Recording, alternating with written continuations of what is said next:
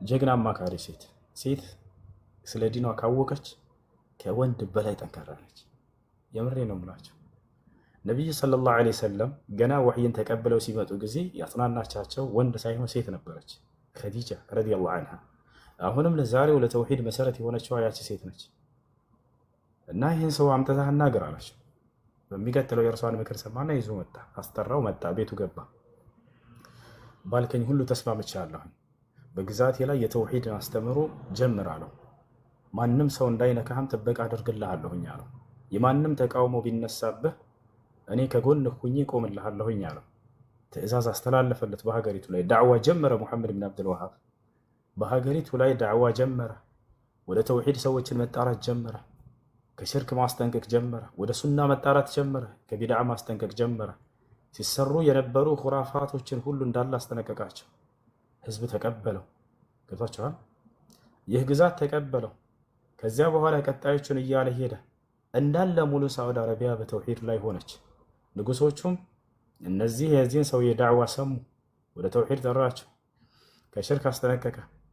ከዚያ በኋላ ሳዑዲ ላይ የነበሩ በመዲና ላይ የነበሩ በዶሪሖች ላይ በመቃብሮች ላይ የነበሩ ተሰርተው የነበሩ እንዳለ እነዚያን ጥርግርግ አድርጎ አስጠፋባቸው። ከዚያን ጊዜ በኋላ ጠላትነት ተጀመረ። ለዚህ ሰው ወሃቢያ የሚል ቅጽያንም ለእርሱ አወጡለት። ሰዎችን ከእርሱ ለማስበርገግ ለማስፈራራት ገብታቸዋል አይደለ? እንደ ጭራቅ አድርገው ሳሉላቸው። ለምን?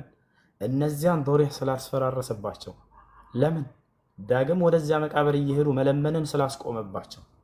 ማንም ሰው መተህ ከዚህ በኋላ እዚያ አትለምንም። የሰሃቦችን ቀብር መለመን ቀረ። የነብዩ ሰለላሁ ዐለይሂ ወሰለም ቀብር ላይ ሄዶ መንደፋደፍ ቀረ። ሙሐመድ ብን አብዱል ወሃብ ምን እንዳስደረገ ታውቃላችሁ? ንጉሶችን አዘዛቸው። ማንም ሰው መጥቶ እነዚህን መቃብር እንዳይለምን ዳግም በፖሊስ አስጠብቋላቸው። ከዚያን ጊዜ ጀምሮ እስካሁን ድረስ ሄዳችሁ ከሆነ ሳዑዲ አረቢያ በፖሊስ ትጠብቃለች። የነብዩ ሰለላሁ ዐለይሂ ወሰለም ቀብር የአቡበከር የዑመር ፖሊሶች አሉ። አንድም ሰው መጥቶ እዛ ለምናለው ካለ ያስቆሙታል። ሽርክ ነው ይቀጥል ከዚህ ይሉት በታቻለ ከአላህ ውጭ ሌላን አካል ካልተጣራን አሉ እነዚህ ሰዎች። ሙሐመድ ብን አብዱል ወሃብ አላህ በቂ ነው አላቸው። ወአነ المساجد لله فلا تدعوا مع الله احد አይነ السلام عليكم ورحمة الله وبركاته سبب كفر بني آدم وتركهم دينهم هو الغلو في الصالحين ኡማው አንድ ነበረ። አላህን ሱብሓነሁ ወተዓላ ብቻ ነበረ የሚያመልኩት የአደም ልጆች በአጠቃላይ የአደም ዝርያ በአጠቃላይ ወላኪን አምስት ደጋጎች ነበር። ወድ፣ ስዋ፣ የጉት፣ የዑቅ፣ ነስር የሚባሉ እነዛ ደጋግ ሰዎች ሲሞቱ ሸይጣን መጣና ህዝቦቹ ምን አላቸው? እናንተ ለነዚህ ሰዎች የሚቀማመጡበት ቦታ ላይ ሐውልት ብትስሉላቸው ማስታወሻ ይሆናችኋል አላቸው። ሲላቸው ይሄንን ንግግር ያለው አብዱላህ ብን አባስ ነው። ቁርአን አንቀጽ እየፈሰረ የነብዩ ያጎታቸው ልጅ ቱርጁማን አልቁርአን ተብሎ የሚታወቀው ማለት ነው። እናም እነዚህ ደጋጎች ሲሞቱ ሐውልት ተሳለላቸው። ከዚያም በኋላ እነዚያ ሐውልቱን የሳሉ ሰዎች አላመለኳቸውም ስለሚያውቁ ያ ትውልድ ሲያልቅ ቀጣዩ ትውልድ የመጣው ከኋላ ዕውቀት ሲያጥር አለማወቅ ጅህልና ሲንሰራፋ እነዚያኑ ሐውልት እንዲያመልኩ ሸይጣን መጥቶ ግቡን አላማውን አሳካ። ነብዩም ሰለላሁ ዐለይሂ ወሰለም ታዲያ ይሄንን ሲፋለሙ ሲከላከሉ ነው የሚታወቀውም በቁርአንም በሐዲስም ያለው። ለምሳሌ እነዛ አምስት ደጋጎችን በተመለከተ አላህ በቁርአን ላይ እንዳለው لا تذرن آلهتكم ولا تذرن ودا ولا سواعا ولا يغوث ويعوق ونسرا سورة النحل ላይ እንዳለው ማን አላህ Subhanahu Wa Ta'ala ነብያችን ሰለላሁ ዐለይሂ ወሰለም ፍለፊት መጥቶ የሚያሞግሳቸውን ሰይዱና ወብኑ ሰይዲና ወዘተ ቃላቱን ሲጠቀሙ እናንተ ሰዎች ሆይ የሸይጣን ተላላኪ አትሁኑ፣ የሸይጣንን መልእክት አስተላላፊ አትሁኑ እያሉ ያስቆሙ ይከለክሉ ነበር። ማን ነው ሰይድ ናቸው ላሸክ። አልፎም ተርፎ በአሁን ሰዓት የምናየው ሳሊሆችን ሳይሆን ሙጅሪሞችን፣ ፋሲቆችን፣ ፋሲዶችን፣ ሙፍሲዶችን፣ ሙሽሪኮችን፣ ጠዋጊቶችን ሲመለኩ እናያለን። ቀብሮቻቸው ለመመለክ በህይወትም እያሉ ወደ አምልኮ ሲሄድላቸው እናያለን። አሁን እሱ አይደለም ጉዳዩ። ደግሞ አሁን የተቸገርነው ደግሞ ሰዎችን እባካችሁ አላህን ፍሩ። አላህ መጀመሪያ ምድር ላይ ክህደት የሚባለው አላህ እንዲካድ ክህደት የሚባለው እንዲፈጸም የሆነበት ምክንያት ሰዎችን ከሚገባቸው በላይ ከፍ በማድረግ ነው። ሰዎችን ከፍ በማድረግ ነው። እባካችሁ አላህን ፍሩ። ሰውን ከፍ አታድርጉ።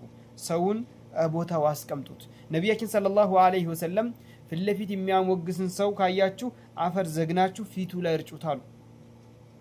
ፊቱ ላይ አፈርጩበት ሌላውም እንደው ሲያሞግዝ አንገቱን ሰበርከው ወንድምህን አሉት ሰውየው ምክንያቱም ለመነሳት ወገቡ የተሰበረ ይሆናልና ከተሞገሰ ሰውየው ነገ ለመመለስ ይከብዳል በተለይ ደግሞ ሲሆን የማያውቁ ሰዎችን ገና ደግሞ ጭብጨባ የሚያምራቸውን ሰዎችን ሲጨበጨብላቸው አደጋን እየተጨበጨበባቸው እንጂ የተጨበጨበላቸው ተብሎ ማመን በጣም ይከብዳል ምክንያቱም ሰዎችን ወደ ሁሉ ወደ